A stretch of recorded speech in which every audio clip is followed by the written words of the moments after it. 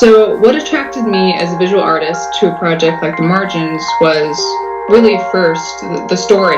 Paul and David had written this really good script. I got the outline first, and I think it was their themes of gatekeeping and getting lost in your fiction that I really identified with, because I've definitely experienced both of those as a creator and also as a fan of things. I was also really interested at getting a chance to play with both a fantastical environment as well as a more mundane, typical environment, which is our Portland. So it gave me a lot of design challenges for characters and for environments, which was really fun to do. And then I also just really loved the characters of Rita and Charlie. I was excited at a chance to design these two really strong women who both have their own personalities, but are also a really cute couple. I found a lot of myself in Charlie, who is an artist herself in the book and has her own insecurities and self-doubt, which I definitely feel as well, and I think a lot of artists feel, and I think a lot of people will be able to see themselves in Charlie and really enjoy seeing her grow and become a more self-assured artist throughout the story.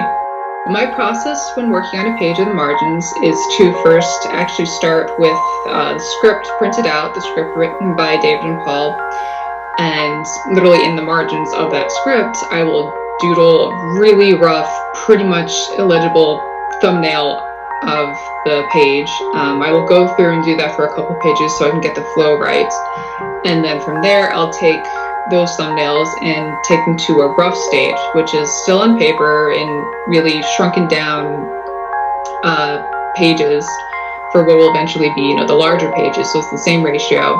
And this is where I can flesh out each page a little bit more, make sure the panels are flowing right. I can also start to figure out what kind of reference I'll need to compile for when I get to the next stage in the process. That stage being penciling, or I call it penciling. It's all digital after this. I'll scan in all my roughs and I'll take them into Photoshop, which is where I then go into the penciling, which is where I bring thumbnails and I start cleaning them up, figuring out the perspective and everything. I try to make it as clean as possible so that when I get to the next stage, which is inking, it's really kind of just tracing over. It doesn't take, as much time as the roughs. The pencils will take me about a day. So then I'll go into inks, and inks will take me half a day, so I can usually get 2 pages done a day. Also in the inking stages when I do the textures too. Then after that is the coloring, also digital. And for the margins, I had 2 different styles for coloring. When the story takes place in Portland in the real world, and also for any elements in the panel that are supposed to be from the real world, those have more of a monochromatic wash effect. And I was inspired by the ink washes done I've seen in a couple of storyboards I looked at.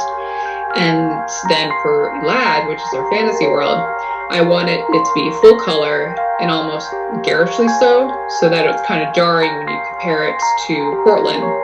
So you can really tell that this is a completely alien world. It's, totally different from our own. The sky is pink, the grass is blue. It's, like I said, really jarring. And then when the characters go into that world, they also become full color. But then when the characters come into our world, along with all those elements, they're bright colors, which really makes them stand out, and it makes them feel a little bit dangerous at the same time. This was my first time ever working in comics, and I couldn't have asked for a better experience. I really hope readers like Charlie and Rita and the rest of the cast, because as an artist, I put a little bit of myself into pretty much every aspect of the book.